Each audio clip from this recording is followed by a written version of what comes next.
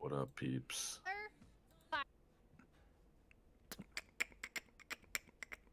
Can you just play Atraxas so I can concede? Yeah, for the love Thank of God. you. Thank yo. I'm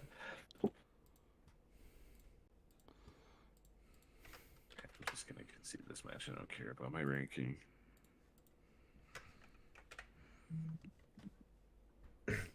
I do like this. Little layout. Yes, I'm gonna get a a more. lot. I'm gonna get a PNG version of this, a little cleaner. I just like slap this together.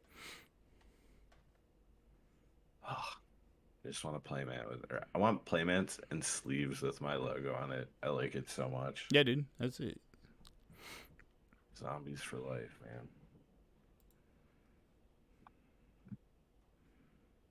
And concede.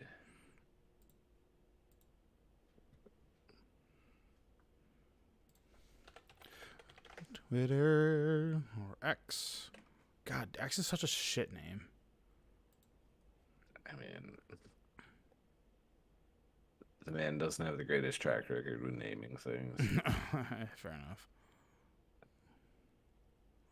It's cool to see people getting hyped about MagicCon Chicago. Did you guys get your secure badges? Yeah. Are we live right now? We are. Never Okay. mind. I'll tell you about it after. Oh yeah. But essentially, we're both getting, well, after haggling, we got down to $31 each for me and Antonio For badges? for a day badge. Yeah. Oh, dude, that's the normal price. Normal price for like the day is 50 Oh, how the hell did you guys get down to 31 a piece? because they're vendor passes, so we're pretty Gotcha. sure we can't enter events with them. I think you can, but maybe not. I don't know. Maybe not. Who knows? I told the person, I was like, I don't care that I can't. I'm going to help out with the paper player event and then literally go to the commander corner and just replay some commander with people. Yeah, that's pretty good. All right, sick. So paying $31, I like it's perfect. It's a day excursion. Yeah, exactly.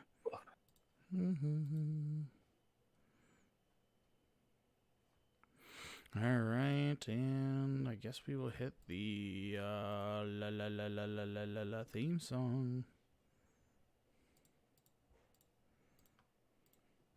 And more down something in the background too, which the theme song will be joined with a clip. Oh, nice. Yeah.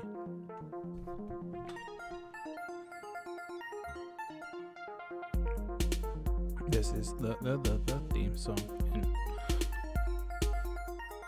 And, I got the signs made today too. Oh, nice. They're nice and big, and I'll show you them. You just go to Kinko's? No.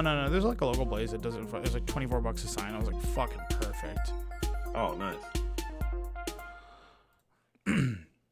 You are listening to episode 140 of Paper Player. It's me, Tony, and that's right, Jeff, because Josh and JB are having a nice Valentine's Day together.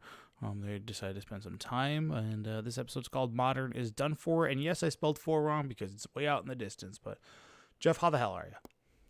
Pretty good, man. I realized something today. I went to a local card shop I was like, I want to buy a Ravnica remastered pack, and I've come to the realization that Shockland should just be in every set because it never feels bad to open a Shockland. Like I'm paying $20 for these packs, and I fair. open a $12 Shockland, and I feel like I've opened something that's worth what I paid for that pack. And I haven't felt this way about a collector pack since probably Lord of the Rings, and that's because I was chasing a $2 million card. Yeah. But just, I don't know, it just always feels good to like open Shocklands. Like they're always going to be used, they're always going to be needed, and I don't know. I think they should start reprinting those even more. Yeah. The immediate return of like, hey, I spent $20 or $15, like, oh, that's a Shockland. That's at least $10. Cool. Versus brand bulk rare. And like as Josh always says about EDH, about pimping out your deck, like it's perfect to just slot a Shockland in. Like, oh, like I opened a full border Overgrown Tomb, and I didn't have one, and I don't think I'll ever be playing it in any format that I can think of. So I just slotted into an EDH, and I was like, cool. I have my Farsi can go find this. Cool. I have something. You know what I mean? Yeah. Like it's they're really good to open. Yeah, there's just always. I hate it's like being a dead horse, but they're always good to have lying around because you're like, I will find a home for this somewhere. Like it's not like a temple, like a Scryland where they just suck. You're like, I hate this because they suck in EDH. They're not in standard, and yeah, not playing these. I'm sure we'll touch on this later, but I'm glad that during the pre-release for Murders of Markov Man, or whatever the hell that stupid Karlov. set it's called. There we go, Karlov. Yeah. I opened, I think, 4 out of the 5 surveil lands I would need for if I were to ever play Modern. Oh sure. I opened like 2 of the red-blue ones. I get the blue-black one, green-black. Those lands, like, overnight went from $2 to like $10 a piece. Yeah, people forget. I don't think people underestimate the power of fetching one, like on turn one when you're not doing anything, and then also being able to fail and like you're adding now 2 cards to your graveyard versus 1, and it's just they're legit. That's just the bottom line. And anybody who poo-pooed them, yes, they're not shock lands, but the reality is like some decks like Creativity don't need a turn 1 play, like they just don't. So. I'll admit, I probably downplayed them in the sense I didn't think they were going to make as much of a splash in Modern as they did. Mm-hmm. I was more excited because this just furthers our argument of making Temple lands uncommons. Or just make them common. Bring them down to let them go to Pauper or whatever, so Josh's Cube can have them. But that's sick. All right. So as always, guys, connect with us on socials, help us grow, and help us be part of something huge. Like and subscribe on all of our social medias. The best way to do that is go to our Linktree, and you just go to linktree.com/paperplayer, and you'll find all different ways to connect with the cast, which is great. And we are going to Magic Chicago Con, which is less than 10 days. Today is the 14th, and the first day is the 23rd, and it sounds like the 23rd is going to be a banger of a day, the Friday, because that's when they do Bloomborough, Murder, or Thunder at whatever, the Junction, or whatever the hell that set's called. They're showing all the spoilers there. The Fallout spoilers are going to happen there, which we'll touch on later on today. And, yeah. And the world largest pack war is happening there.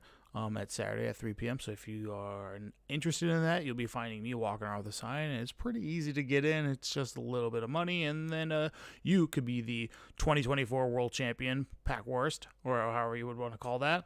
And there's a playmat that comes along with it, which I'll display here. And yeah, I know it's a little grainy on the screen, but so be it. And lastly, the Mana Vault, which is coming up this weekend, which is going to have 3 large tournaments. One is going to be on Friday for their Double Masters Re-Rare Draft. Their CDH tournament, which did sell out, but it does have 64 people, and they're going to be playing for a Time Twister, and people are hyped for that, and that's pretty cool. For those of you that are into CDH, you can get a piece of power, and especially a piece of power that you can play in EDH. And Josh and Sam will be doing Legacy commentary on Sunday for their February 18th for their $50 entry proxy-friendly Legacy tournament that you can win a Volk, Trop, Bayou, Taiga, and much more. So that's pretty sick. I'm glad that Josh is going to be rocking that commentary, and it's probably going to be a lot smoother for him because he's going to have somebody to bounce off of, which is Sam, so that would be pretty sweet. So, as far as show notes go, Hasbro, why you do this? Aftermath sucked. Beyond Boosters. Yesterday, they basically came out with their stream and said all the things that was wrong with Aftermath, some of the things that we're going to be seeing because of Aftermath, and then we'll talk about 2023 in total. Command Fest is back, the RC results, and then really just going to kind of a deep dive in Modern, and then we'll touch on the truth, and we'll go from there. But with all that, Jeff, did you get any Magic in? Not this weekend. Actually, I'm trying to think. I feel like I did what did I do Saturday? No one knows. I didn't play Magic. That's all right. I know that. I ended up working. My job celebrates Mardi Gras because we're a New Orleans restaurant, so we had like 500 people in our building with a live band last night. So I worked like a good 12 hours yesterday, and then the weekend we also had like a pre-run for it. So not too much Magic, but messing around with Standard a little bit, trying to see if Lightning Helix is good enough to splash. And I hate to admit it, but I feel like after 15 years, the card's starting to become bad, and I hate that feeling. Is Lightning Strike playable? Yeah, Lightning Strike, but it's also easier to play and splash. Exactly. So, I mean, Lightning Helix has always had this like weird duality with it, where it's like it's a control deck's best friend. Like, it's Yes, agreed. I need to be able to kill something and gain that life back, and it kind of serves two purposes. And then when you look at Lightning Strike, it's like, hey, I'm just, worse Lightning Bolt, and it's doing the same thing that Lightning Bolt would be serving in those decks. So, but Lightning Helix has always felt like it goes this way in the control decks, even though it has notoriously been played. Does Burn even play that anymore? I think they just play Boros, right? Boros Charm now and Skullcrack. So Lightning Helix has become more of a sideboard card. Yeah. Because in the mirror, it's like the mirror breaker. Yeah. They don't do Deflecting Palm. I guess they do Deflecting Palm. It's a 1-2 because there are so many decks that just like, you're taking a Primeval Titan swing, boom, gotcha, Yeah. Sure. And Murktide gets pretty big. Rhinos have big creatures, so. Oh yeah. Because Deflecting Palm does not target. What I was gonna say though is I think the reason Lightning Helix has become worse is just creatures have bigger than 3 butts nowadays. Like, everything's so hard to kill. Like Lightning Strike being 1 red and 1 makes it more diverse in what you can play it in. And most of the time you're just going for the face anyways, where Lightning Helix, you have to have these 2 colors. You're not really killing a creature, which is what Control needs it to do. Yeah. And you're just not doing that. For sure. Yeah, it's not done yet, but maybe standard has become pushed because Fire Design. That's probably the reality of that card. And if there's not like a dedicated Boros deck, which it sounds like it's like mono red splashing it, it's probably not good enough. So there is a Boros deck that popped up over the weekend. It runs War Leader's Call, which is a red, white, and 1 for an enchantment that is literally Impact Tremors and Glorious Anthem. Woo woo woo. Yeah. That deck plays like anywhere from like 2 to 4 of them, sometimes in the sideboard, but that's solely just because the deck is already Boros. Gotcha. All right. Sick. Standard expert here. I believe it, man. I saw the deck because I saw the 1/2 Clue guy getting played, and I was like, oh, yeah. So turns out that Thraben Inspector Doppelganger is good enough. I don't even know what the card is, like Crime Novice. It's Novice Novice Inspector. So like they even like ripped off the name. It's literally just a carbon copy. Yeah, that's pretty good. I'm surprised they didn't make it just like a teeny change, but either way, that card's pretty good. The name. Yeah. All right. So I don't know if you got a chance to catch the stream yesterday, but from WotC, they broke down kind of the feature sets that are coming out and what to expect. They kind of go in depth into all of it. And then realistically, they said like, hey, we have Aftermath. And after all the feedback that we got from Aftermath, it sucked. That's really, there wasn't a lot of variety in the packs. And because it was like a 50 card set, you just saw too much of the same cards all the time. So people didn't really find a thrill in opening it, and the price point of $4.29 for a 5-card booster just did not feel good. Not to mention there's like you can't play limited with it. Yeah, like, that's like also like that's what saves a lot of like crappy sets is people are like set sucks, but the limited is fun. Well, you can't even do that with this. Oh, for sure. Yeah, that was booty. They stated that there was cards in there that were bangers. I disagree. Like, I just don't think like there's nothing from that set that's like yeah, the Nissa was like fringe playable and the Obnixilus was cute to think about the combo, but can you recall any other cards from there? Why can't I think of? Yeah, it's like Keenalar, the red, white, and 1. Oh, yep, okay. So there was a standard deck for a while with that where you would play like Ren's Resolve and Questing Druid and stuff like that. Yeah, stuff from Exile. Oh yeah. But like that deck fell off really fast because like just other decks were. I mean, if Atraxa slams, what do you do against that? And Red Green was beating it up. And yeah, there's not too much from it. There's like some cards I thought were cool from it, but like nothing. What's the Calyx or whatever he sees play? The green, white 1. Yeah, and that's like about it. Yeah. So they did go into like the reasoning of Aftermath. It was to kind of like close up loose ends from the storyline standpoint, and then as they were getting feedback from that stuff, it's like, well, they are 2 years in advance for like products and so forth, and they broke down the logistics. Like, we commission artists, and like we can't like stop the commission, but we need somewhere to go with the set. So, or with Aftermath sets. So, we have Beyond boosters coming. And you can see on the screen here that there's the Beyond boosters, and they're gonna be roughly about 100 cards. Yeah, I spelled roughly wrong. I slapped this thing together. And it's a total of 8 cards in a pack, so it's kind of like Aftermath. The idea behind this is it's supposed to push forward IPs like Fallout. Like Fallout specifically is going to be a Beyond booster that's legal and modern, and the Fallout set in its entirety is going to be, I believe, 100 cards total. So Hold up, real quick. yeah.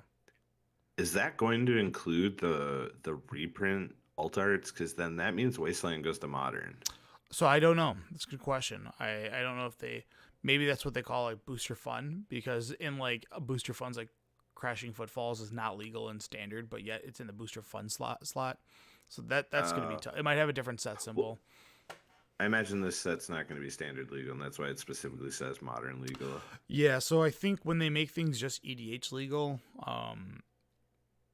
and we talked about this in an earlier episode, how like Commander, they printed way too much in Commander, and like it's just too complicated. So I think what they're trying to do is redirect, like, hey, we're gonna make this product so maybe we can sneak in 3 cards that are desirable for this set that you absolutely need to get, which will cause people to open up sets. What's interesting is it's not a draftable set, which it's good and bad, so they don't have to go like the scale of Lord of the Rings for everything that's Beyond. But yeah, there's gonna be 3 different kind of Beyond boosters. One would be the Lord of the Rings, which is like a grand set which has multiple releases, and then just kind of like their product marquee for the year.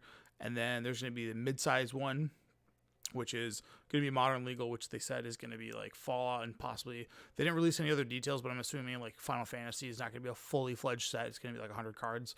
And I'm pretty sure they announced that was going to be a full set. Okay. Right. They talked that and Marvel. Oh yeah, I mean we're going to be in Marvel for like 3 goddamn years, so yeah, get ready for that. And then they won't do a 5-card set anymore, but there are some fallouts from like Thunder Junction, I think it's called. I think that's what the name of it is. It's Thunder Junction. Yeah. So there's going to be cards in Thunder Junction booster packs that don't have the Thunder Junction set symbol, but they're actually Aftermath. But they were like, well, Aftermath did so poorly, so we just took those cards and threw them in booster packs. So that's an interesting one. But yeah, modern legal is probably, I mean, this is your time to like, hey, we need this set to sell, and there's something that we want to insert into modern, aka throw in show and tell. You know what I mean? I'm super hyped to have. This is something that would actually make me contemplate playing modern if something from the set like had a way to be built around and be tier 1, because I love Fallout. Yeah, I mean I think that's why it's in a booster pack versus a commander only thing. I think they have commander decks coming out too, but because it's in a booster pack, it means there's variety. It's a small booster, and it's going to be things that are specifically geared around the Fallout world, which sweet. The picture for traditional foil, I know it's not meant to be, but it terrifies me because it looks like a foil like white border. Yeah. And I hope to God that's not what they mean by traditional foil. I mean, that would be my wet dream. I would have to collect everything, but yeah, small sets feel weird. Like, I think in the idea in our head is like, we're going to like this, and then we're going to be like, oh, I can't draft for this set. I don't like this, but yeah. Also, real quick, it's 8 cards technically, but it's also not, because slot 8 is a token / add card. Fair so enough, you're actually getting 7 cards. I hate that they count that. Yeah, it's so stupid. That should just be a throwaway. But like, no one opens the token and goes, yeah, fuck yeah, I got a squirrel token. Like, sure, there's tokens that are worth money, but like 90% of tokens I would venture to guess get thrown away. Yeah, I mean, every now and then, like, you get like a shrine token that's like $15 because it's the mythic token, which I don't know why they do that. It's whatever. There's also the one from Kamigawa that has the flip foil one from collector packs. It has the 2/2 samurai with vigilance, and it has the 2/2 goblin that makes a treasure. That one was like $25 for a while because Wanderer and Mirrorbreaker were in the same deck. Yeah. So you just get a one-stop shop, get a dual-sided foil token, pimp it all out. Yeah. But is there any, I mean, you love Fallout, and that's like an IP that you desire. As far as like IPs go, I used to think like I was in Facebook chats throughout the last couple days about this stuff, and I love Marvel. I'm like Marvel cucked, but I don't want a Marvel set. Like I don't know what it is. I don't want it.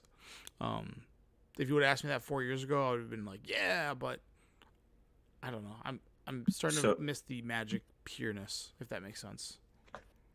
I can understand that, and I mean, if you think about it, we actually get way more magic story stuff than we do Beyond. Like I know people talk like they're afraid that all it's gonna ever be is Beyond, but if you think about it, we get how many standard sets a year now? It's like 4 or 5, Yeah, I right? think it's four, and then there's gonna be they might do a Beyond booster. They didn't say they were going to, but they might sneak in a Beyond booster. Like, hey, we want to get some cards into Standard and do this with it. So we'll make the Yeah. Final Fantasy one legal in this one, or um, Aftermath, which is probably something that they're gonna just be like, Standard is gonna have this IP in it, and we want it to be there because we want to make Standard pop or whatever you want to call it. So So I think the Magic story is awesome, and like I do like getting our Magic sets. But honestly, like the Magic story, like the last couple of years just felt kind of lackluster because all we ever do is just go back to planes we've already been to. oh yeah, Like Thunder Junction is going to be awesome because it's a yep, place we've never been before. Bloomborough.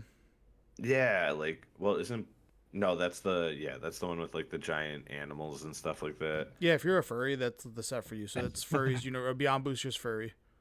I will admit, I'm excited for the one after that, which I do believe is supposed to be Return to Lorwyn, but that's because we have not returned there. Yeah, yeah, I'm But with you. I'm so sick of Ravnica. I'm so sick of Innistrad. I'm so sick of Thrones of Eldraine, even though this was Zendikar only the second, or Zendikar. That's the one that we go or back to all the Theros, time. yeah, Theros, like, get these sets out of here.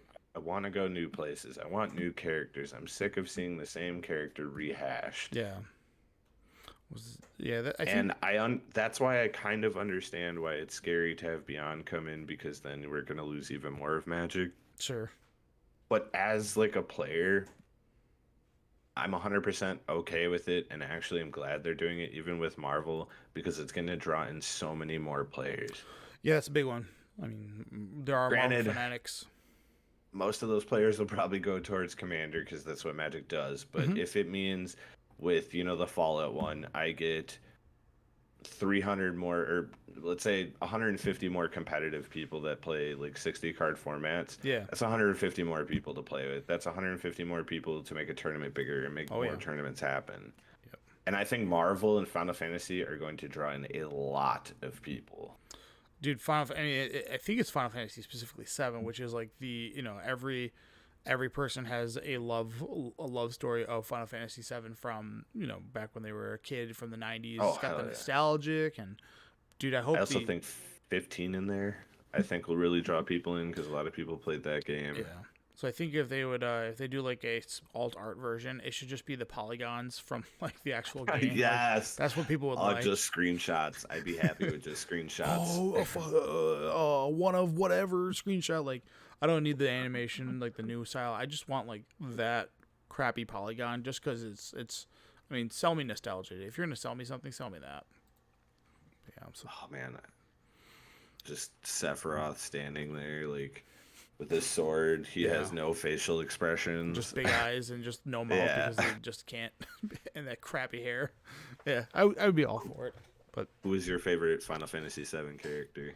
so when I was growing up, it was Vincent. I loved him a lot just because I thought like his whole thing, of him having a gun in the claw, and then he did transform into a werewolf, which his werewolf form like kind of always sucked. Which is funny because he's a vampire. Yeah, it was bizarre. And then as far as like swords are fucking dope. So like Cloud and all his busters. I mean, the whole crew is sick. Like Barrett, Tifa, the only like oddball characters is like Sid and Yuffie, and they kind of like, and I guess Kasith and what is it, Weapon 13? Is it? There's a whole bunch of characters. Red 13. Red so 13, Red 13 is my favorite character. Nanaki is his name. Yeah.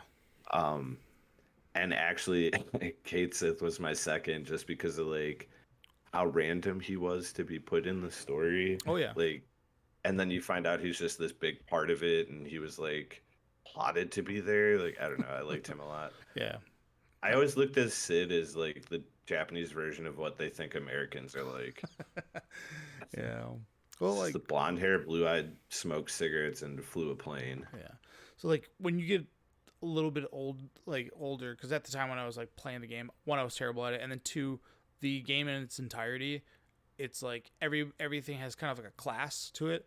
Like from the Hmm. original Final Fantasy, like the fighter or whatever. So like Cloud's this, whatever, like the fighter, and then Sid's like the dragoon or the lancer, like all that stuff. So like I always loved Sid's moves because he would jump, like he would do that one move where he Yep. just go in the air, basically fly before. I mean, I guess it's the similar, but fly before Pokemon had fly, where you just fly in the air and come down.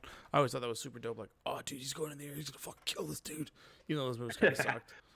Just that whole like I don't know if Final Fantasy has struck lightning twice, but that original Final Fantasy like crew of like the emo guy of Sephiroth, the collection of characters that they have that are all kind of iconic because like I haven't touched that game in over like 13 years, and I'm still able to like rattle all the characters off. Where it's like if you were to ask me Scion or whatever, or it's like Final Fantasy 8, which I did play probably the same amount, I remember Zed. You can do it.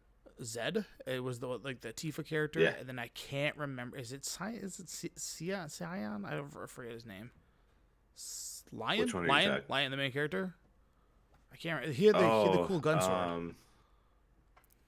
Damn it! It is Lionheart. Is it? I don't remember his name. That's his last name. Yeah, I can't. Why am I blanking on this? I literally have his action figure. Yeah, I only know Zed because I remember playing the card game in there so frequently, and Zed was. Oh, like, dude, that's all I did.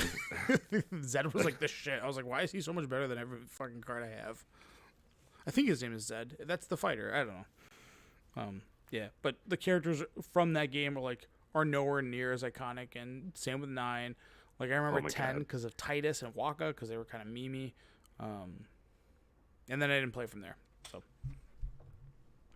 all right, you come back to me with his name. Is it Lionheart? Squall. Oh yeah, there you go. Squall. Yeah, Squall Lionheart. Fucking, he had a cool. I liked his swords. They were just guns on swords. Super. His name was Zell, not Zed. Damn it. That's my bad. Yeah, so see, like again, those characters don't they don't resonate with me. I don't know why, but I played that game in its entirety, just like Final Fantasy VII. Just Final Fantasy VII was my first love, if you will, of the JRPG. All right, It is really good. My favorite still to this day is 4, but 7 is like a close second. Yeah, I think 4 on the Super Nintendo, isn't it number 2? Yes, it's the one that has I can't remember his name now. God damn it. Whatever. Let's continue. Yeah, I just remember the two. I think that's the one with the twins. Yep, and it's got the Dragoon in it that has the same sword as Sid, and he jumps up, and he has a move called Jump where he jumps and slashes. Yeah. I don't remember the main character from that one. I just remember the twins turning into stone. I was like, no! Yep. How could this happen? My team, they lost them. But yeah. So, Thunder Junction is going to have Aftermath cards in there. They didn't decide to make a booster with this. So you'll just see things that are in that set that are missing or that have a different set symbol that are just going to exist. I don't know if they're exclusive to collector boosters or what. I didn't go in that much detail, but you're just going to have cards that come out of a booster pack with that symbol. So you'll have, in a collector booster, you'll have the commander symbol, you have the Thunder Junction symbol, you'll have the special guest symbol, and then you'll also have the Aftermath symbol. So a lot of symbols out of one booster, which is, whatever. I guess it's like a mystery booster. Sorry, I just remembered his name. You can tell me it. I don't remember. It's Cecil. Oh, gotcha. So real quick, if you can go back to that picture. Yeah. So it's correct. Like I'm trying to remember. So going left to right, it's Tiny Bones, Vraska. I thought it was a guy. Don't know. Yeah, maybe. No, it's Tiny Bones. I can't remember who the third one is. Yeah. I know the fourth one's Oko. I don't know the fifth one, and the last one's supposed to be. Is that supposed to be Rack or? It's got to be Rakdos or Malphagor. Yeah. It could be Obnixilis technically. Oh, fair enough. Yeah, you're right. I like how they're all cowboys. This is kind of like a meme set, and Yeah, I'm all for I'm it. hyped for this, bro. We better get a 6 shooter.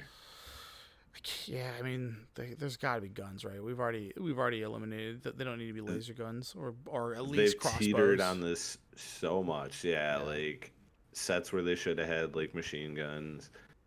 Like how do you I don't even know how you do a Fallout set without doing guns. Like that game is like 99% guns. yeah. It's who fucking knows. Did New Capenna have guns? Probably not. They had like Nope. they were basically They had the one. It was something like they did a workaround where it was like an energy weapon or something. yeah some But Aether. but they definitely had crystal meth. Yeah, Halo. And everyone's like, Yep. guys. All right. So Hasbro in 2023 as a whole. So the revenue declined 15% of from Wizards of the Coast, their digital segment, and the consumer products. And this is Hasbro as a whole, not Wizards of the Coast. An operating loss of 1.5 million. Sorry, 1.5 billion. With just lost there. They adjusted profits of 477 million. Reported net loss of $10 per share. Not good. Delivered approximately 220 million of gross savings in 2023 as part of operational excellent program, and then reduced inventory by 51%, which is great, and then included a 56% decline in consumer product inventory, and then as a whole, like the cash flow was at least positively impacted, but I don't know how many more monopolies they need to make or how many more Unos they need to make. I don't know if you've been to a Goodwill. You can find like Oh yeah. 50 of them. So like, I think we're good on monopolies being like jammed on a Walmart shelf At anymore. this point, it should just be like print to demand. Yeah, just do it Like you go online. on their Yeah, website and you're like, "Hey, I want the Friends Monopoly," and they're like, "All right, we'll print it and ship it to you." yeah, like just have it like legit on demand. I think that's probably the best way to go about it, and people pay a pretty dollar for the type of monopoly they need or want. So, my biggest thing is I wish Wizards of the Coast would separate from Hasbro, because Hasbro is going to. I don't know The why they would problem, find value in keeping up their other products. I agree that like Wizards of the Coast is very popular, it's well known, like they're good on their own. But like, do you think they would lose some of their ins with businesses where they do sell their products if they were to separate from Hasbro? They've already got a. I mean, if Hasbro is the reason they're able to do direct from consumer to Amazon, then yes, that's probably the only reason why. But I can't imagine that like Amazon sells a bunch of boxes. If they were to separate, Amazon's gonna be like, you know what? We don't want to move your product. They're gonna be like, yeah, we'll still move your fucking product. So like, as long as your in is Amazon, which is like, I know I do every time I do it's called like the Target tax or the Walmart tax. I don't leave those stores without a booster pack, no matter what it Oh, is. same. I'm just like, I don't care if it's $4 or $30, but like, I'm just like, yeah, I'm gonna buy one booster pack. But like, who's buying? Like nobody. Like if you're into Magic, you know, like let's say if I want to buy a booster box, you can support your local LGS, which is always good because then you have a place to play. But if you wanted to buy 36 packs, like, do you know anybody who bought 36 packs worth of booster products off of like a Kentucky Walmart shelf? I plead the fifth. I knew you would. But I guess the excuse would be like, hey, we're doing a midnight draft. We don't have any product. Let's go get this. It's honestly like late night excursions. Yeah. Like we're at Walmart I mean, you can't do this anymore because there's like no 24-hour Walmarts anymore. But Right. we'd go at like 2 in the morning and be like dicking around because we're bored and be like, you know what, let's buy a bunch of boosters and be like, oh, I got like $80 on me. Let's just buy some packs and see what we get. Yeah, but that's, I But mean, that's impulse, right? and then also I haven't done that in a very long time. Yeah. Last time I did it, I got a gift card for Target that I didn't need, and I was like, oh, it's got $60 on it. Let's buy a bunch of packs. Yeah, dude, that's booty.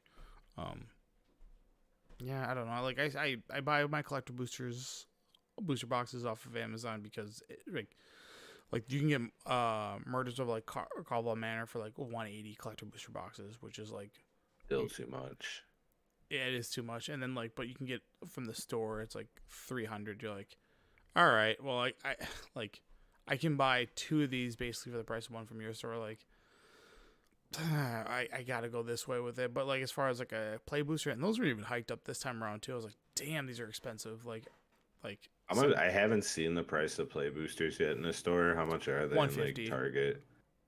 So No, I mean like at Target, like the or Target something pricing. like I didn't see. I haven't. I guess I haven't. I think it's for like like a single pack. it's probably $4.99.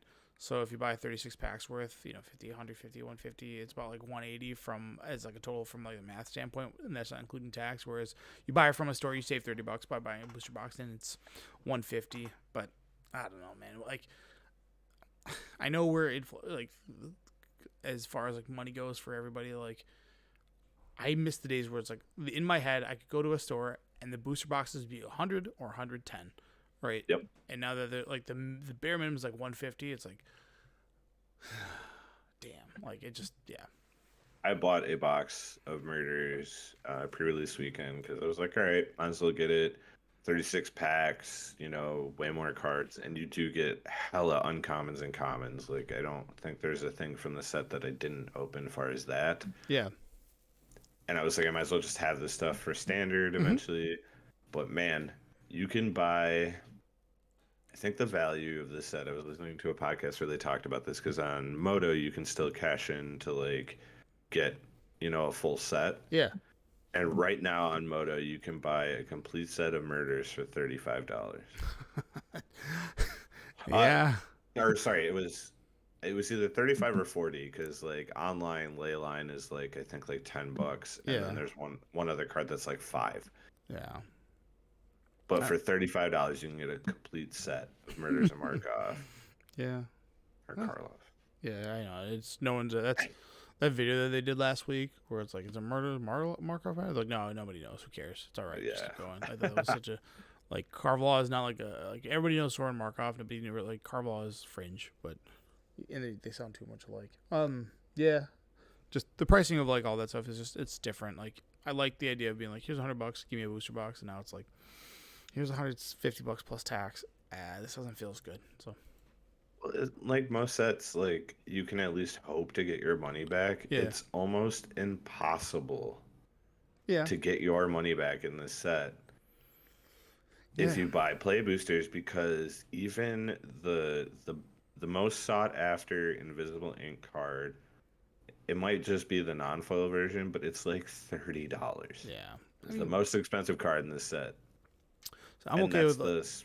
Go ahead. I'm okay with like that for being like $5 for like to possibly get a $30 card. I'm okay with that.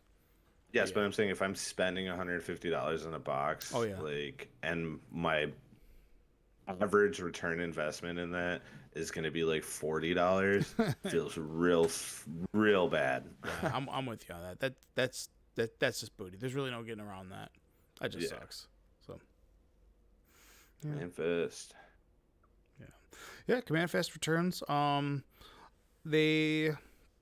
These were popular, and from when I talk to vendors about Command Fest, they love it. Like it's, and honestly, Josh and JB might end up loving Command Fest because that's like where trading happens because it's all obscure stuff. People are looking for all sorts of stuff, and people always have like 3 or 4 decks that they're looking for stuff. Whereas you go to a constructed or a limited tournament, limited you don't really need things, and constructed tournaments you're already there with your 75, so you're not really in the search for anything else. So.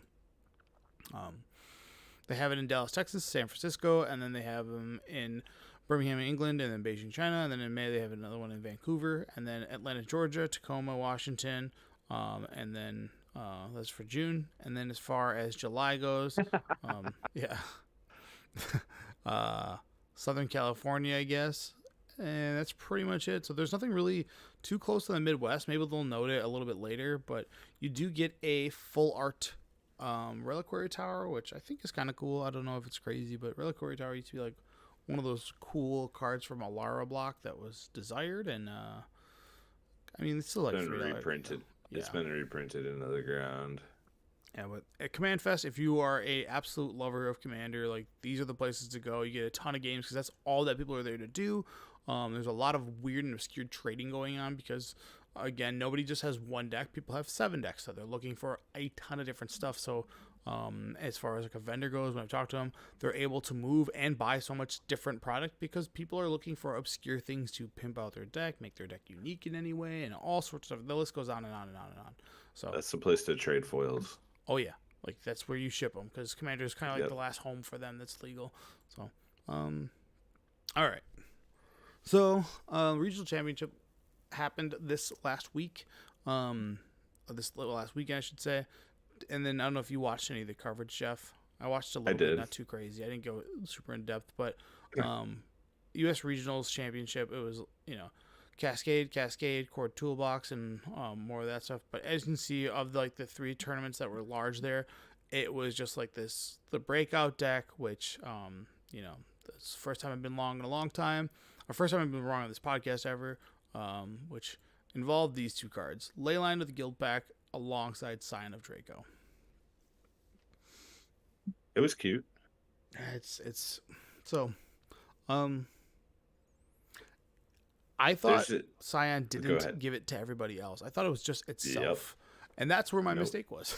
I thought it was just like, oh, this card sucks. No, it gives your entire team all 5 of those abilities. So yeah, I mean, pretty absurd. It might not have been worth splashing, but I think even giving it to itself, a turn 2 playing a flying vigilant hexproof lifelink first strike trample creature 4/4, pretty good. Gonna be real hard to beat. Oh yeah.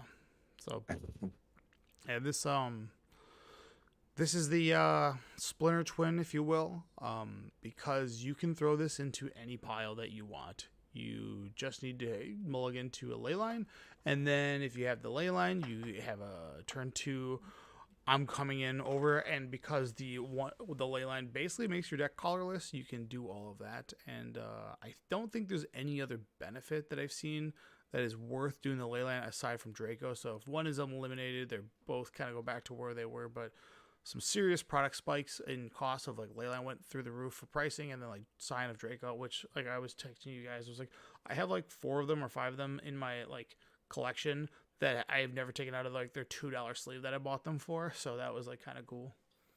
Yeah, I think I have 1 or 2. I think I have a regular and a old border. So yeah, so Leyline has been popping up a little bit in a mono green deck in Pioneer because of Devotion, but that's about it. Yeah. I also think it might continue to see play, but I don't think it's going to happen as much as people think it does. There are going to be a lot of hands that get mulliganed where you have 3 Leylines in hand and no Scion. Oh yeah. Or you're gonna open a hand with 2 Scions and no Leylines, and it's gonna feel awful. Yeah. So I didn't until I play the deck, have it in action. It's producing a lot of results. It's got a lot of 5-0s. They did really well at the RC, and it could just be because it's people weren't really equipped for that. Maybe people were equipped for more of a grief meta and things like that. So when you are going against things that are dedicated to beating grief and they just slam this Leyline on you, and then you get the Scion, you're oh, I'm gonna die immediately. And the 5 abilities are incredibly relevant, especially with lifelink and vigilance and hexproof. So it's just so hard to deal with. Hexproof is probably the biggest boon to that card, just because your target removal sucks. Yep. Yeah, so. And lifelink, dude, to push yourself ahead. Oh yeah, and then it gives that to all your rhinos. So a lot of the decks were going into, there was the zoo version of it, which was turn 1, Wild Nacatl, turn 2 Scion, and you're oh shit, the race is on. It happens immediately. So and you can just pay a 1 mana 3/3 because when you have Leyline, it's a 1 mana 3/3. So. It's current age time to shine. Finally, Wild Nacatl was once upon a time banned. It might need to get banned again. But yeah, the Leyline it does show it's a 5 color card, but because of the Leyline clause, doesn't cost you anything. It's a free spell, which means if you have this in your opening hand and your deck has Scions in it, and you have other cards that benefit off domain, this is going to charge your entire domain deck. So it also just is 4 green mana. It's so easy to cast. Well, I mean, that's the bad part about it, right? And we'll get into why I think the card is good later on, because you can literally pitch it to everything. But Modern and the display I'm showing, can it be fixed? And they show the top 10 cards of the format, which Lands are usually Boseiju is almost at 60% just because Boseiju is Dumb. it's an absolute free roll, right? Like you just get to play it, and every deck has access to green because of how easy it is to get green and how relevant it is to kill a land, kill an enchantment, kill an artifact, literally for like a barely a cost.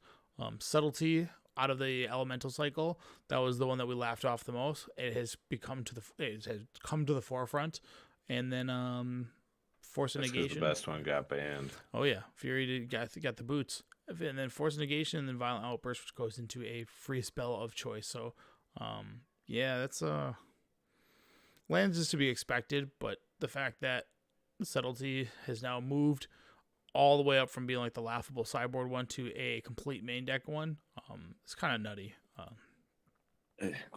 So I think Cascade is a fine ability if it weren't for the fact that Violent Outburst has instant.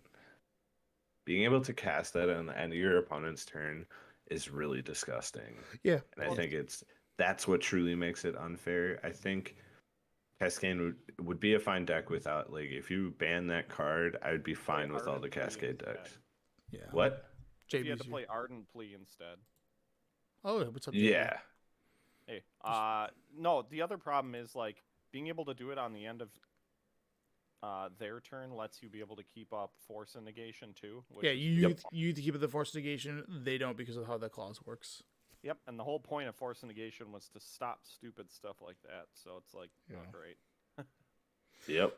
So, a question I proposed was like, I know it's the first weekend, and a lot of talk is about Modern, and a lot of like main a lot of people that play Modern a ton are just like, man, this is at a point where like I can't play this anymore. And I mean, here's all the free spells that currently exist in Modern that you see in 4X all the time, which I'm showing: Force of Negation, Force of Vigor, the Elemental Cycle that's not Endurance. Subtlety is 4 now? Yeah, it's played in like every blue-white deck and or 4-color Omnath deck. Leyline, which is a free card, but not a free card, but it's also used to pitch to the other like Subtlety, Solitudes, and you name it. And it pitches to every elemental. Yep. Or your Force Cycle, any Force Cycle that you're playing. And then also Crashing Footfalls and Living End, which, again, we knew those cards have... Well, Living End, at least when it was printed, Cascade wasn't a thing, so there was no way to cheat that card, but at least Crashing Footfalls was like a known, like, hey, we're putting this in, like, wink, wink, nudge, nudge, suspend, so that you could, Violent Outburst / at the time, Demonic Dread into it before Charlotte's Agent, which you had to play a bad card in your deck. So, and I've said this so many times on this goddamn podcast. Free spells, the only way to beat free spells is more free spells. So what does the world look like? Force of Will. Yeah. Force of Will. Force of Will. I mean, It's going to be Wasteland, dude. It's going to happen. I don't mind Wasteland either, one or the other, but that means Ren is gone. Okay. But also, Wasteland does nothing against free spells, so... Yeah, what I don't Close understand. them down, I guess. How? They're free. How? Well, I mean, it slows down whatever their other game plan is. Yeah, it just makes it so, like, you can do a big grind fest, maybe, but then, like...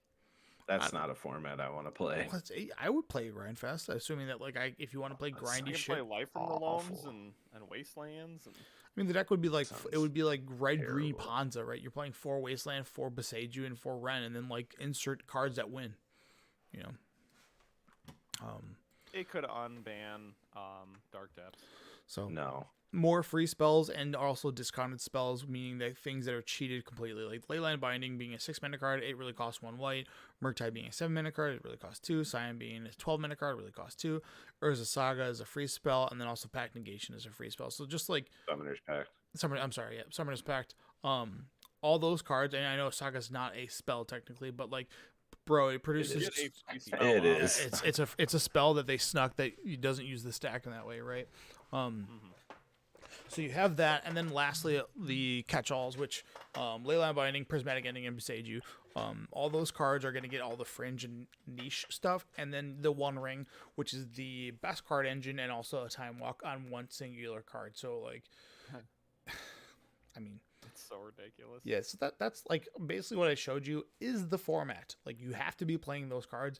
If you are not playing those cards, you are making a pretty big mistake as a whole. I can't imagine what your deck actually looks like if it doesn't contain one of those. I know what it looks like. There's only one option.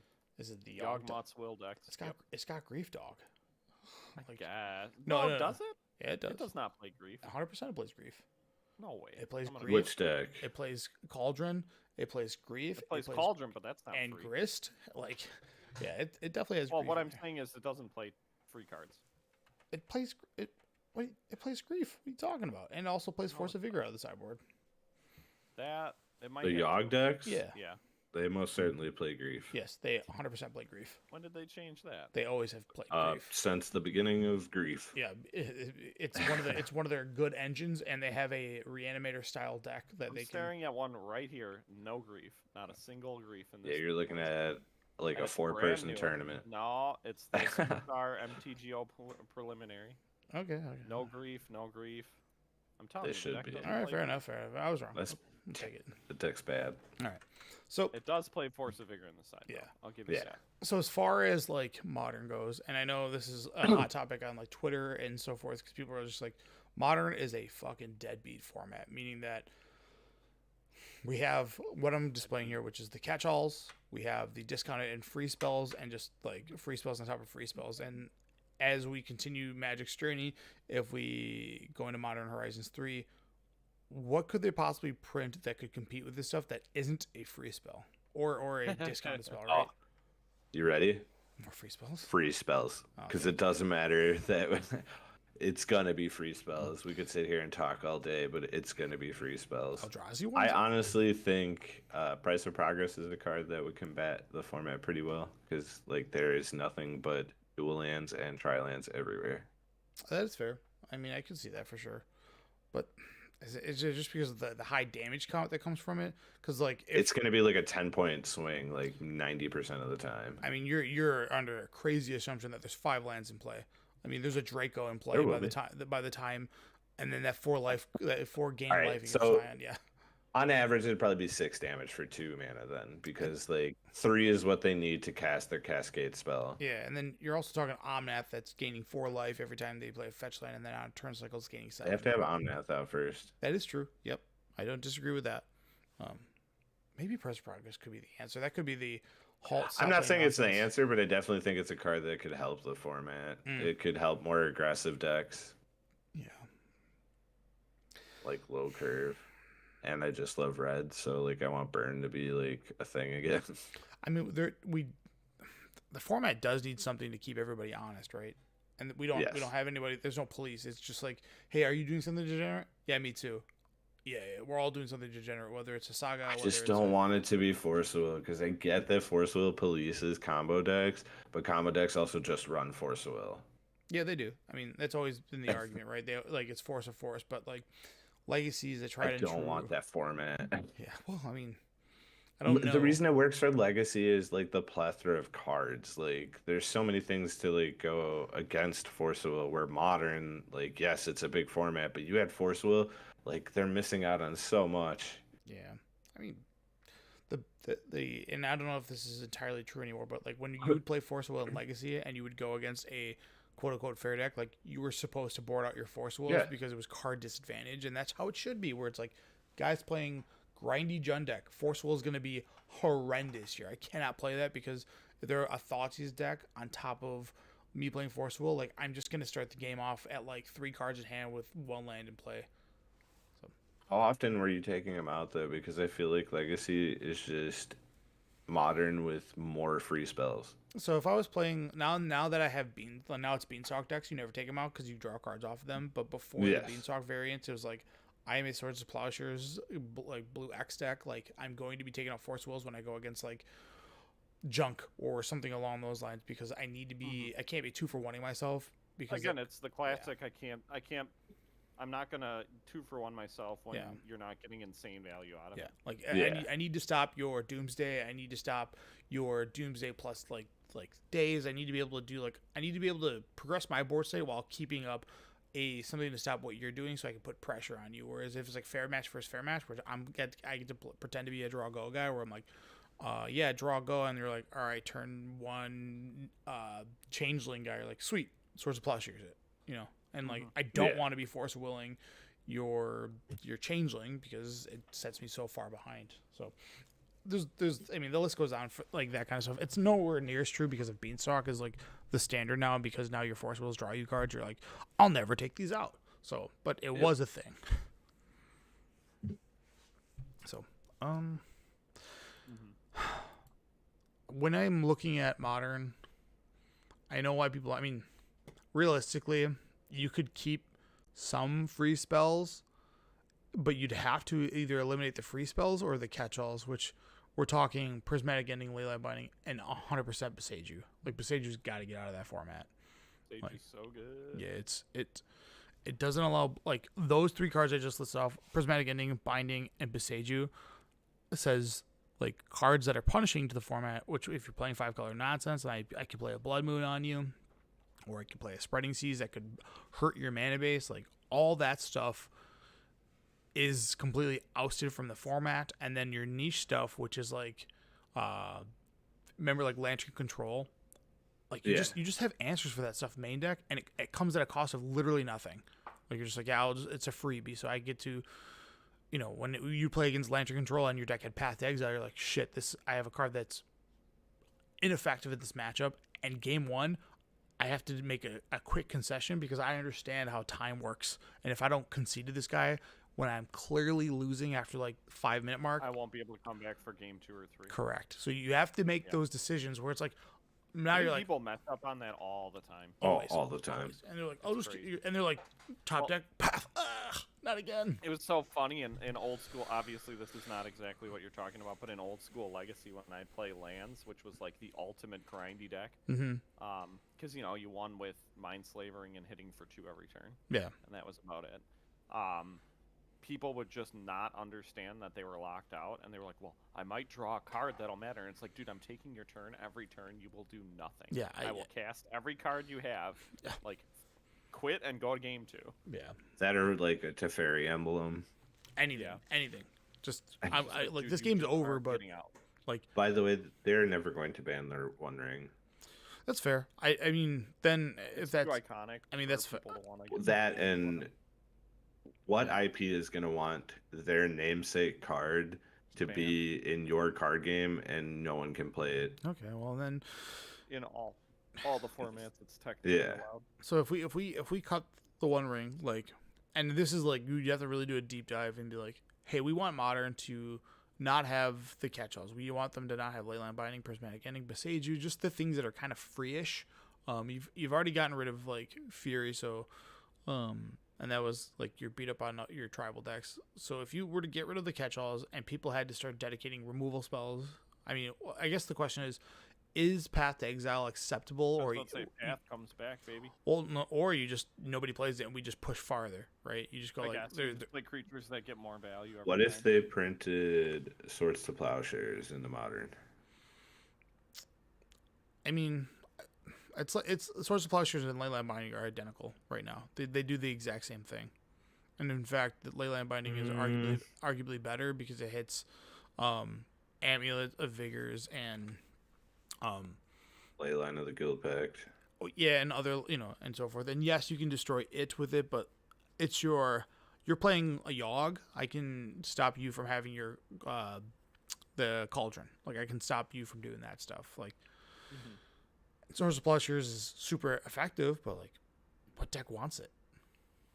Like, I guess true. and you have Solitude. I just you were bringing up the the Path Path of of- Exile, yeah. and I was just wondering if it would just be better for them to just print I mean, Swords to Plowshare. oh hell yeah, like it would get hella played. I just like, does it change the dynamic of the format? It's just like these decks are gonna play now 4 Swords of Plowshares and 4 Leyline Binding. You're like, ah, Well, so whoops. that's the problem is you're coming down to, if you're going to be talking like that, where we're talking about bringing legacy cards into Modern, you're Well, that's at what that Modern point, Horizons does. just make Modern legacy minus reserve. We've talked about it before, and then I don't want brainstorming start days. banning- I don't think people want that, and I agree with Jeff. JB, I don't think people want that. I think Modern used to have an identity. It is now the identity of, we printed all these homogenous cards that do all kind of one singular thing, because they all, like, you used to be able to play like Court of Calling, or sorry,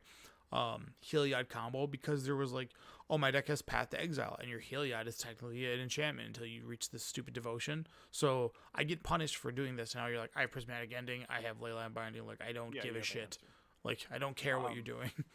One of those modern lists you showed for the tournament, by the way, Heliod won. It did? Yeah. Okay. It was the toolbox deck. Unless that's referring to the green-black deck now. Yeah, that's the core toolbox is green-black. It's Yogg.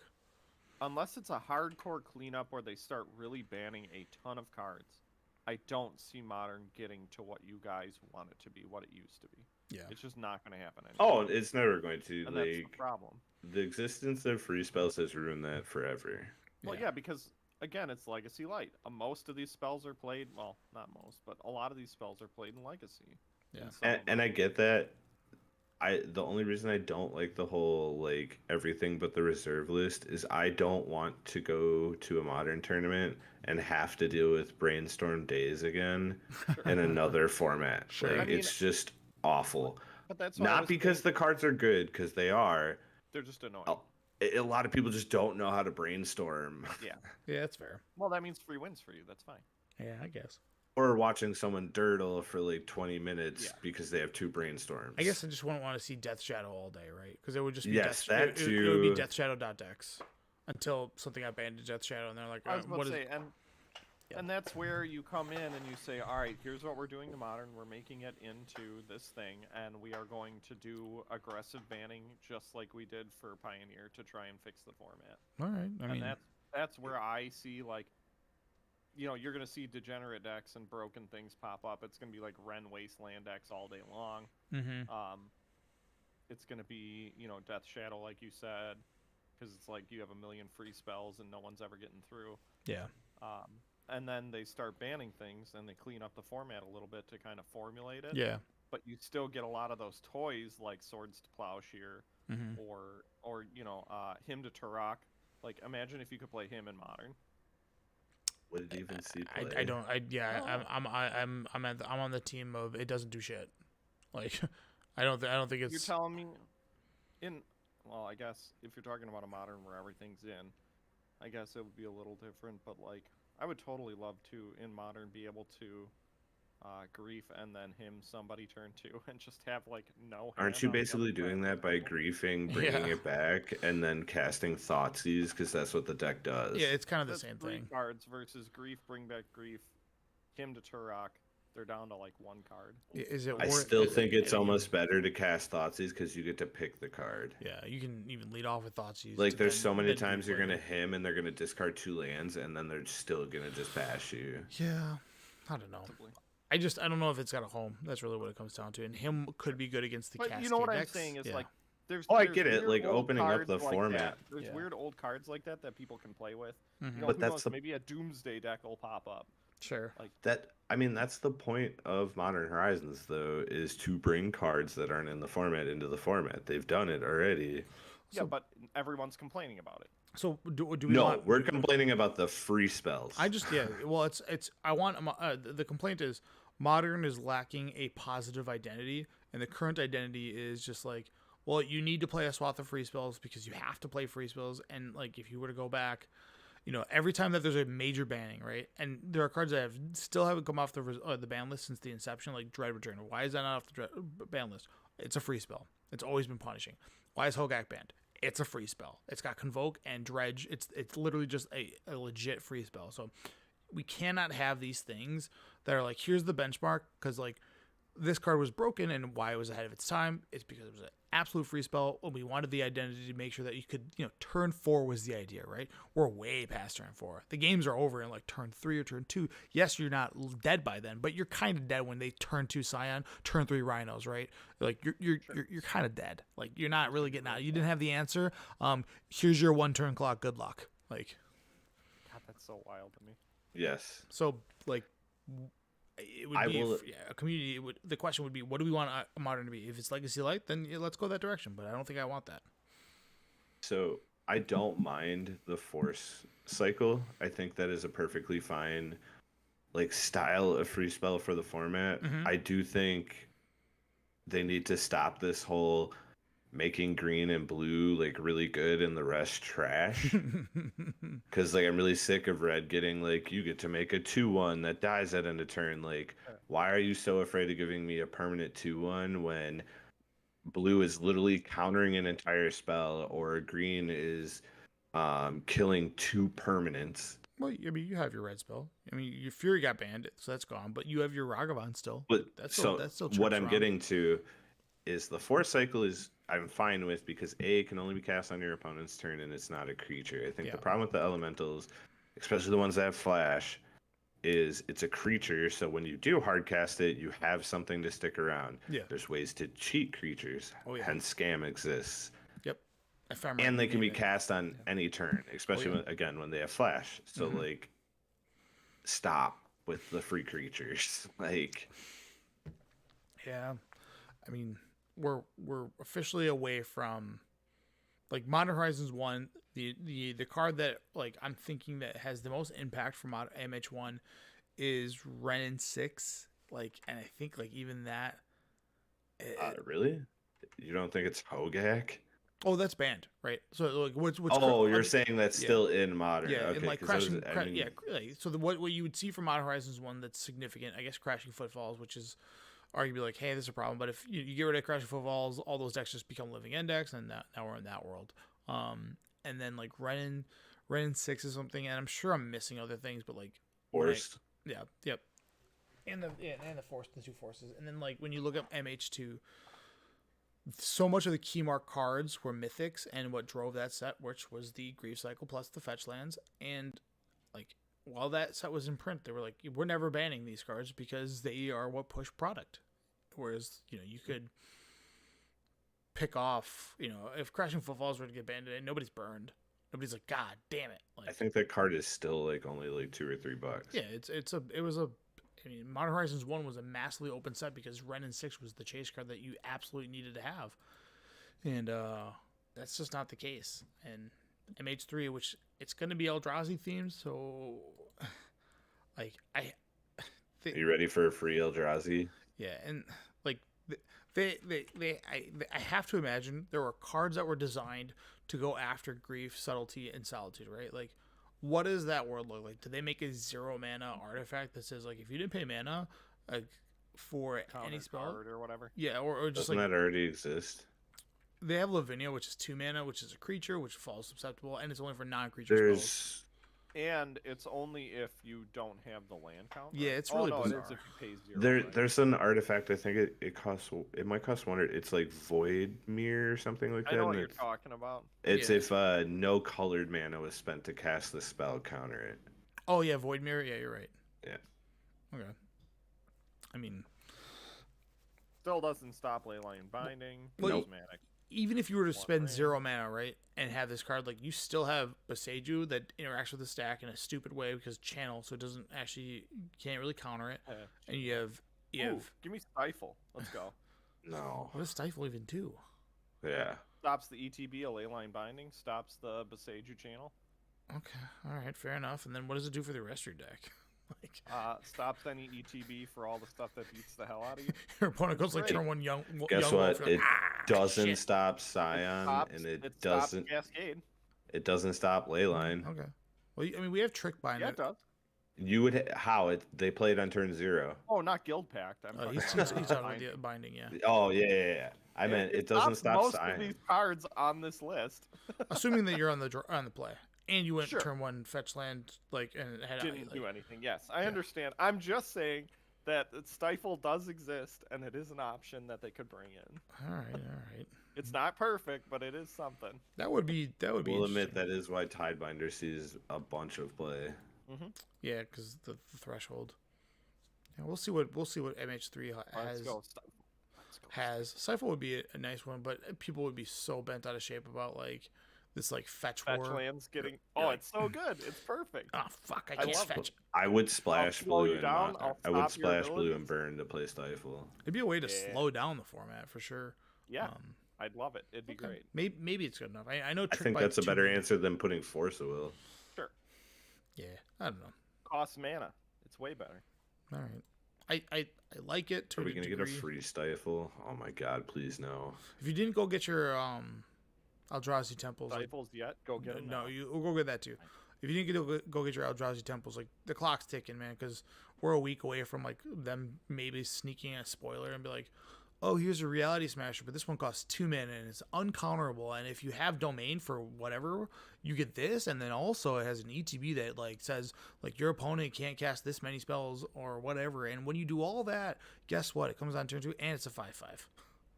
Like It costs mana. It's bad. probably. But it only costs 2. Yeah. So Full ring tap. Yeah. I mean, we're gonna probably get new iterations of Emrakul, which they could fuck it up. They could be like, all right, guys, we printed Emrakul, but this one's 20 mana, and you know, when you cast it, the effect's not that great. It's a cast trigger, and when you cast it, you get to one ring your opponent, and you just get to put a token that says one ring into play. But don't worry, it's not going to be that great. And it's not legendary, so you don't have to play Goryo's Vengeance in order to bring it back. Oh yeah.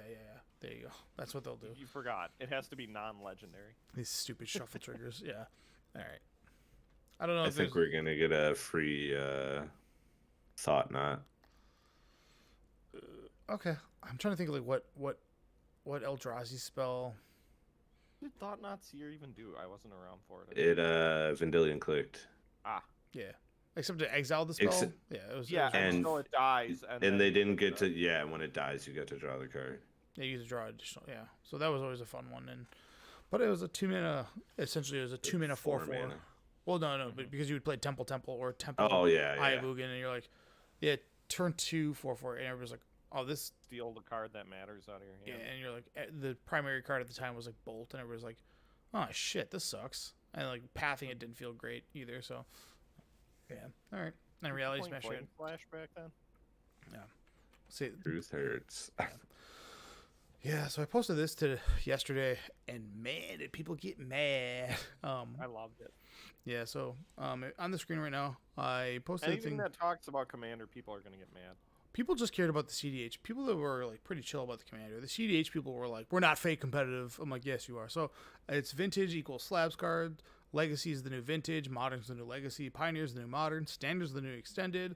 Commander is Kitchen Table rules are now enforced everywhere. CDH are people who are fake competitive, and Limited is the only true form of Magic the Gathering. And boy, did people take like CDH, like, you don't even play CDH, you don't know nothing about it. It's like, I don't need to play, you know, I use the phrase, I only need to take a bite of this shit sandwich once to know that it's not good. I don't need to fucking eat the whole thing, right?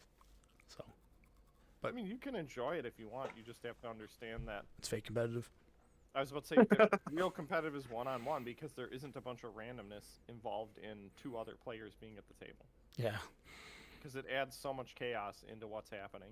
Whereas, just- like, one-on-one, you actually know what you're doing and you can understand what your opponent's doing. Yeah. So, And you can actually play around things. have you ever, I know, JB, you've never tried CDH, like, on a serious level. Jeff, have you ever played CDH? Sadly, yes. Okay, like And frequently? like or- I said, it yeah. literally just feels like worse Legacy. Yeah, it is. Like, so, You're there's. literally trying to do what people in Legacy are doing, except you only get 1-ofs, and sure, you get a bunch of tutors, Yes. but like that doesn't always work. Yeah. So, It's awful. It's awful. I hate it. yeah, so there's like this false, but there's no way to enforce it, but there's like this false like gentleman's agreement, right? And during a game of CEDH, you can collude for sure. Like, you can absolutely collude. Politicking. Well, yeah, but or just straight up collusion. Like, I need to draw this game. Can you draw this game for me? That way, we both get into the next round. Like, because to like top 16 a CDH tournament, you need to go like 2, 3, and 1. Like, so you have to have a losing record and you'll top 16. So if you and someone at the table goes like, hey, we need to just draw this game. And if we draw this game, we will get in. And because of how CDH works, and it's a 90-minute game, and because of how long the intricacies are, you and another person go like, hey, we have standings where if we both draw this game, we both get in. So all we have to do is make sure that these 2 guys don't win. And it's like, oh, that's that's kind of defeating like the competitiveness of CDH, right? You're looking to do that. Like now, if you're playing a singular pod, that's just for fun, right? That's just no different than Commander. But tournaments of CDH, which are getting more and more popular, the format is like one. The quote of can anybody deal with this automatically makes it fake competitive. It makes it fake competitive immediately. Like it's like, oh, so you're not looking out for your best interests, and I don't care what anyone says. They're like, well, I could study the game that we just played and I can make the perfect play. I'm like, there's no way, because you're not going against a singular opponent. You're going against people that are telling you or manipulating you, or you may not see it, or so many outside factors. But again, it's cool to play fun cards and fast cards, but it's just, I don't know. It's not really a competitive format since you are less than 25% chance to win. I know people don't use this power level rating ever, but I think if we could find a true power rating of level 5, I think that's the perfect level for Commander. Yeah, I'm with you. Allows enough room for like fun, like, you know, slow janky things, but at the same time you can do fast fun things. Yeah. Like I have a Jund deck, and I put Smog combo in there just because I was like, it's a 2-piece. This way, if I do need to end the game ever, I can, but I don't have ways to search it up, so it's not like it's CEDH as some people would say. Yeah. See, and that's why I love the no search rule, is because it just makes it so you're not like going, I'm gonna go get my combo pieces. We're done. Yeah. The only search stuff I use is ramp. Like, I think ramp is completely fine because it does speed up the game, so we aren't here for 4 hours. Yeah. But I can say that I do stick in Temple Bell combo in every deck I play. What is it again? It's Temple Bell and what? Mind Over Matter. Any blue deck, Oh, yeah. Yeah, so you tap Temple Bell, draw a card. Everybody Mind draws Over a card, Matter, yeah. untap it. Everyone draws a card. You just keep doing that, and then use Library of Laying to put the cards back on top of your deck. Yeah. So I think everybody would like, there's all these things, like people are like, CDH is this, CDH is that. I've seen it so many different ways and nothing's consistent. And as a judge or a TO, like I know these tournaments are being ran, but dude, just go on Reddit for a second and look at those tournaments. There are so many horror stories about horrendous judge calls, judges being unsure what to do in this situation, because it's like, there's, for multiplayer formats, the only thing that's been comp real, it's only been Two-Headed Giant that has like real, like written down, here are the rules, and that's really just one-on-one. It's not really like, because it's like a unified team. You're a single person. Yeah. So there is nothing written. So like, as far as king making goes, like I could, like, there's like it's taboo to king make, but if you stop my combo, I can just be spiteful and be like, I don't want you to win, so I'm going to Pact of Negation, knowing I can't pay for the Pact of Negation to stop your combo. I'll lose. I know you will lose, and then that person will win. And they're like, you can't do that. It's like, how do you know that's what I'm doing? Like, yeah. I do that shit all the time, bro. Yeah. Where in the rules does it say I cannot do that? Well, it's like this unwritten rule of you cannot king and make. that's where that stupid Rule 0 stuff comes in again. Yeah. It's all the same. It's all the same mentality, except instead of having a Rule 0, they're like, well, here's our pretend rules of this kind of set of rules. Yeah. And it's like, okay, I don't care. And that's like the simple explanation of like king making. Like, I Pact of Negation, and they're like, you don't have the mana to pay for that. Like, oops, I guess I did. I overlooked that. I misplayed. Like prove it. Like that I did that, and you can't force me to pick the Pact of Negation back up. So they can't force you to not king make. Well, it's like, again, it's one of those things. It's like there's no CEDH. You can do whatever you want. Well, you can't do that. It's some bullshit unwritten rule. So there's a couple other ones too. Like what? I want to know, because I don't know. I don't play CEDH. All right, I'll pull it up. Hold on. But it's like, where are you getting this list? So I used to play during the pandemic. I played a lot of CEDH on whatever, and like when you go to the CEDH like things, there's like, you would do something and then someone at the table would be like, you're king making, and you're like, I guess, because I was playing a lot of Tulane, but CEDH. The biggest problem is, as a person who doesn't know these stupid unwritten rules, if I come with my deck and I do something like that because I'm like, I don't give a shit, I'm not going to win, Okay. I'm going to make sure you can't win. There's nothing. Yeah, the general etiquette is your deck has to have maximum efficiency and threat assessment, meaning that like you have to make the best play possible. So like everybody tells you like you should have done this because like like because you didn't do this, this guy was able to do this, and then like there's a chain reaction. 2 is don't be a kingmaker, meaning that you don't get to choose who wins, and then 3 is don't spite play, meaning that if someone stops you from comboing, you can't like take them out. I don't get why. Which is stupid. Yeah, It's dumb. yeah. And then come And that's prepared. just what you get in a 4-player pod. That's Yeah. what you get with 4 players. Well, you also get punished for like I'm like, not gonna win. Someone stop my combo. I'm not going to win. Somebody else at this table is. yeah. I'm gonna be spiteful and wreck everything. Yeah. See, It's all- our group is malicious about that kind of stuff. Like, Josh has a tendency if people attack him like enough where he's like, "Oh, why are you guys 3-for-1ing me? Like I you're know, targeting so me." funny, I love It's it. it's fun. So that just turns into us like, okay, now I am going to target you because if you're gonna claim that I'm doing it, I might as well do it, right? Yeah. Yeah. Or he'll play a deck that's like obviously Perforos or Shieldred, where he's like, I'm not doing anything, and it's like, but you are. Like your general is literally killing us each turn, so we have to kill you. Yeah. Plus, the point of the game is to kill people. That's what you do. And if I can't anymore, then I'm gonna try and make it so you die. Yes. The only unwritten rule I follow is if someone's stuck on 2 lands and it's turn like 6, I probably won't attack them. I mean that again. So So that's just a choice. this is a Technically, personal. that's threat assessment, right? I guess I should have been Kinda, more. yeah. I guess I should have been more clear in my post. It's CEDH in a tournament form where there's prize on the line. No, I yeah. get that. Yeah, Yeah, you can't tell me how to cast my cards. Fuck off. Like, yeah. like, and the consequences. Unfortunately, I can make people lose based on my shit or spite decisions. Whereas when it's a 1v1 game, like if I make shitty decisions, you, the opponent, only get to benefit. So like it hurts me to do that. But I can also be like, I've been knocked out of this game because X, Y, and Z has happened. I am now going to choose that guy to win because you made me stop winning. So F off. So there's here's a couple other of these other ones. Know what you're playing. Make sure you understand your interactions, your tutor targets to keep the game flowing. And I agree with that. Slow play is a constant nightmare. And it's like, I well, would love it. and there's no way to police it because you're trying to establish, well, this guy has blue, that guy has like a possible Magda pop off. This is gonna go here. I got to go on the And tank that's on this. And that's why I wish Mm-hmm. there was like an agreed upon no search EDH format, because that cuts down on that like decision making by Mhm. a ton. It actually makes it longer. I don't think Sure, so. but it makes it longer, but it also doesn't make it longer. There's more actions happening because people are spending too much time looking around. Well, what I'm saying is it makes your turns take longer because now you have to really question what you're casting because you don't have a way to search out answers. I mean, whatever. I just play more Wraths. Like if you need Yeah, 9 I Wrath, agree. yeah, just play more They Wraths. play I think what makes it fine, because like to me, like if someone takes like a 10-minute turn, like yeah, it sucks, but it's Commander. I expect it. There's 4 players, Yeah. lots of stuff going on.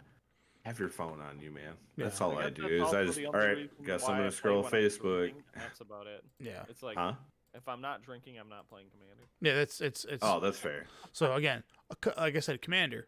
That's why it's a separate line. Is kitchen table rules are now enforced everywhere, which is the don't search, don't play Cyclonic Rift, don't play Armageddon. I don't. You do that at your house, but we're at LGS. Is it legal? Fuck off. If I'm sorry that I pub stomped you, like my bad. like I agree. I Nobody feel like does if that, you're but playing- it's just I'm just being facetious in that sense. If you have a random person joining your group to play at an LGS, there should be no discussion at all, except maybe asking, "Are you playing a CEDH deck?" Besides that, there should be no other questions. You should be able to sit down and play. My deck's about a 7. It's not completely optimized. Oh, here's Gaia's Cradle. I was about to say. I still don't I think told that you card about- I makes told it you about- automatically like CEDH.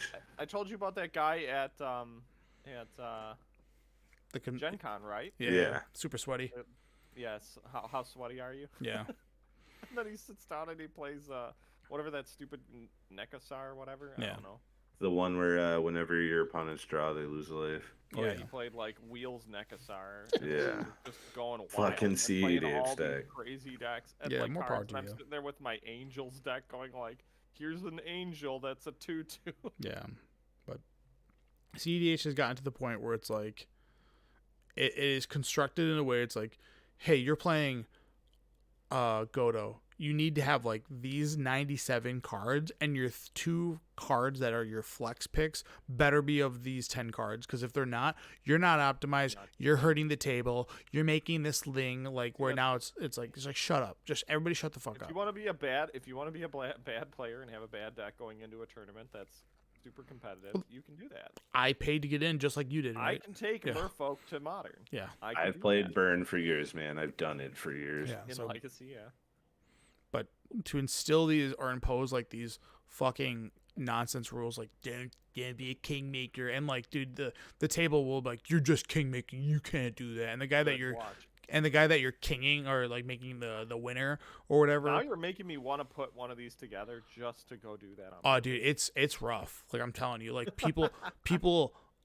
Everybody at the pot fucking hates you. So like you have that. You're now like labeled as, but they can't execute like any judge calls on you because like you're like, I just made a mistake. I don't know. And then everyone's like, that guy's a he did it. It's like if you're just there to get salt onto you, like perfect. Then you can do that. You can just make like these suboptimal decks. Salt. But like the reality is, like if I'm playing like this weekend, if I'm playing for that Time Twister and I put $100, you can't tell me shit.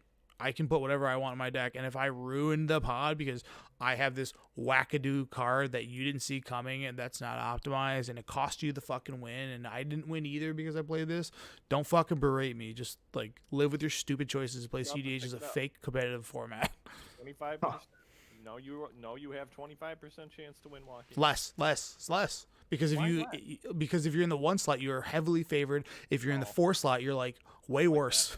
It's way worser. Because of action Mm-hmm. Yeah, and then also if you're the blue player and you get paired against, well, okay, that's a random factor. I'm not gonna add to that, but if you're the only blue player in a pod, like, it's terrible. It's like, oh, I guess this isn't CDH anymore. This is how fast can everybody run? Like, it's fucking silly. And like, people are like, yeah, there's down blue decks. I'm like, yeah, they're all bad players because they just don't have any way to interact with the stack outside of Elemental Blast, which, again, bad players. There's deflecting SWAT. Okay, cute, nice. I'm gonna cast Fast as Oracle. Nice deflecting SWAT. Did you have Red Elemental Blast? Good. No, you didn't. All right, goodbye. Good games. Like stuff like that is always just I've played my fair share of CDH both on like Cam Magic and like in person, and when I've sat down and I'm like, I'm the only fucking blue player, I'm like, well, this game went to shit, so I have to just aggressively mulligan into my hardcore combo, or else like I get punished because everybody goes, he's casting the thing that's gonna win him the game. Are you gonna do something about that? And I just go, fuck you. Like, no, let him win the game. They're like, you had the answers? Like, yeah, I sure did, but I don't give a shit because if I answer his, if I stop him, I won't stop you. Yeah, so like I'm sorry you didn't bring blue decks. Sorry guys, because I was actually holding my Force of Will to protect my combo, so I was looking at my self-interest. I get Tabal's trickery too, so kiss my ass. I know. You get the cute stuff. I get it, and the white guys get the white players get to play Mana Tithe or whatever the stupid ass reprieves or whatever dumbass cards they have. There's that 3-mana counter spell. I run it. It's awful. If it's 3-mana counter, and if it counters, it puts it on top of the library. Yeah. Yeah. It's a Charge of Alara card. I love that card.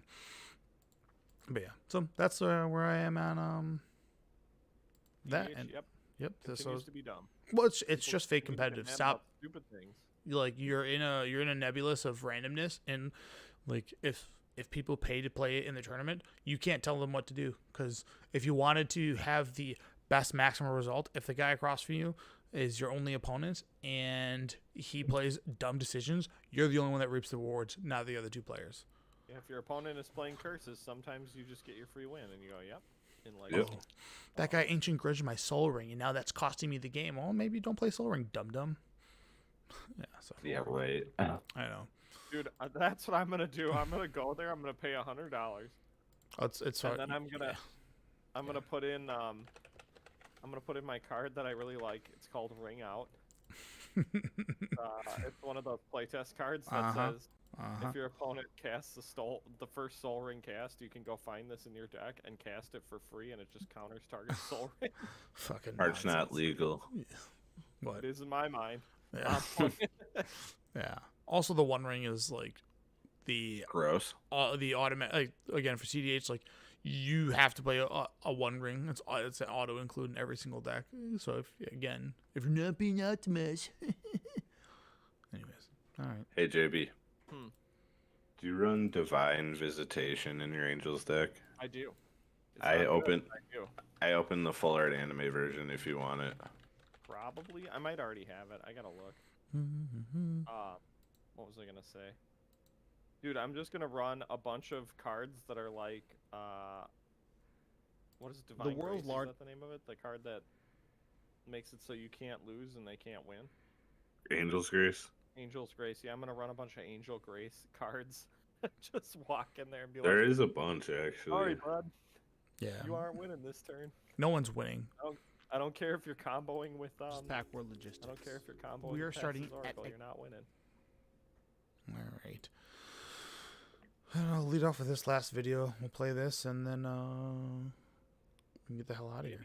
The world's largest pack word logistics. Oh, We are starting at I sent the exactly picture to the 3 chat. p.m. To ensure, God damn it, that this event is Great run video, smoothly, bro. what we're going to do is Thanks, create Hollow. a line where everybody's going to I have do a think it's a good position in video that for line. Oh, I That do means too. I was the being earlier you sarcastic get to there, hit play and the then it more went likely away. you'll be able to secure a spot in the front of the line. Yeah, I can't hear. For every participant you in guys this will be event, able we'll to. be adding 1 collector booster. You'd have That to turn and up all other the collector boosters will be Follow thrown me, volume into on you him guys. sharing his screen. We will That's start right. the I'll play this later. Because I can hear it. Yeah, it's all right. Oh, I'm not worried about it. But yeah, if you want to check out the logistics and how this is going to be ran, yeah, you'll be there. And then you get to see me possibly on a Zamboni. What if I open up a serialized card? Don't worry, Tony Zamboni will Wait, let do you you know keep what a that Zamboni pack, and I will is? give you A another Zamboni? You mean the thing that goes over the ice and Okay, yeah. surfaces I was the like, ice? Yeah. If you're thinking of the wrong thing, maybe you'll be on a Zamboni. But No, I got a kick out of just putting my face on a guy riding a Zamboni in the video, and I just also got to I liked being able to make the voice. What if I open a serialized card? Oh no! I knew you liked that part. It's like my favorite part of the whole video. I like being insulting, but yeah. All right. One of you two, I don't care who does it. Hit me with a hot take so we get the hell out of here. Modern has been dead for longer than people think it has. That's When? pretty When? fucking- No. No, You gotta give me a just date no. here. Leave You it gotta vague, give me a baby. The day that Tarmogoyf was unplayable, the format died. Fair. Cue music. I'm in on that. Even though I really